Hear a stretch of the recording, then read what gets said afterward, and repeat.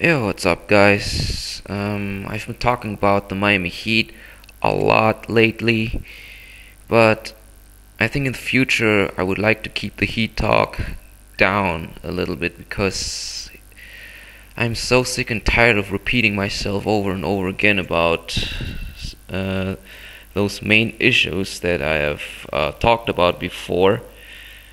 Yet, there's one thing that I want to get rid of.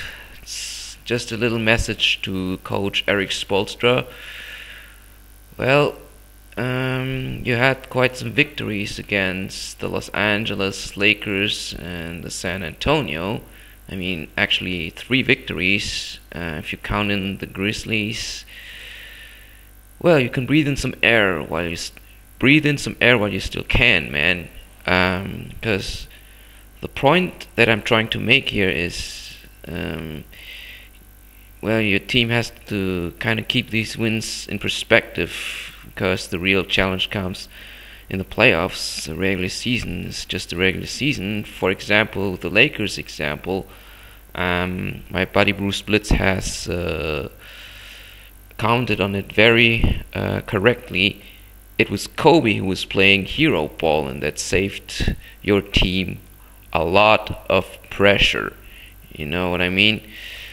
Now the real and core task for you would be to keep your team focused, to maintain stability and team chemistry with what you have on the roster.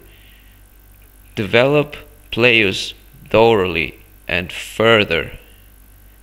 And most important of all, initiate a low post game down low, and especially focus on getting your team into rebounding work because it is going to be essential against the top teams in the NBA in the playoffs. You know? And as I said before, I don't want to repeat myself over again, I don't see that type of attitude within your team, man. I mean, the players are too far away from the basket. You're just kicking and driving it, spotting up for three. 1-on-5, two-man basketball with your two best players, LeBron James and Dwayne Wade. I don't see any type of motion setups for easy baskets. And I mean, it's gonna kill you guys. Trust me, man. Trust Bruce Blitz. Well, actually, Coach Spoelstra, you have the toughest job of all NBA coaches, and that is to deal with the egos of LeBron James and Dwayne Wade. And let me refer to just very briefly, as briefly as I can. I mean, the status of the players nowadays is so high, it is even higher than most of the coaches. It surpasses the influence of the coaches. It was not like in the old days where the coach really had this influence and the authority to kick the players' asses no matter who they are. But unfortunately, the NBA of today and other sports league, they hype up the athletes with so little appreciation or respect for the coaches. Well, the next generation of coaches will have a harder time than ever with the hype up of the athletes when they are treated like kings practically. And let me refer again to Charles Barkley, who said most of today's coaches are cowards.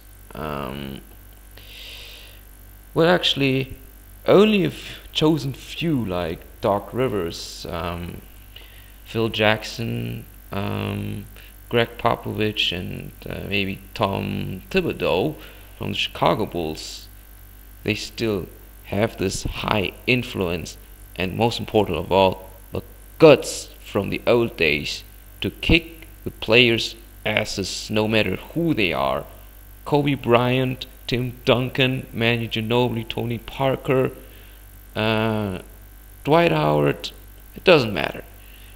those players get their asses kicked and yelled at if they suck in any part of the training camp. And referring back to Coach Spoelstra in the Miami Heat, I do not see that type of authority, intensity in Coach Spoelstra. Well, obviously, he's not one of the most influential coaches with authority enough to get through to players and tell them his opinions. And you can recognize this on account of the playing style that it hasn't really progressed or developed in anything. I do not see that there was a development in team chemistry or the abilities of the players to how to say, I do not see this type of development of the team to take off and in their abilities to take off the burden of LeBron James, Dwayne Wade, and Chris Bosh. I know it's hard for you to deal with two egos of your two best players, but I'm afraid to tell you, Coach Spo, if you are afraid to tell your opinion, if you are afraid to tell them what's going wrong, if you are afraid to implement a change in playing style, and if you really lack this assertiveness and authority to kick your players' asses if they suck in training, you should not be a coach of an NBA championship contender, because in ideal cases it's the players who have to respect their coaches, listen to you, and it's not the other way around. That's all I gotta say. I'm Max Ryu. I'm out.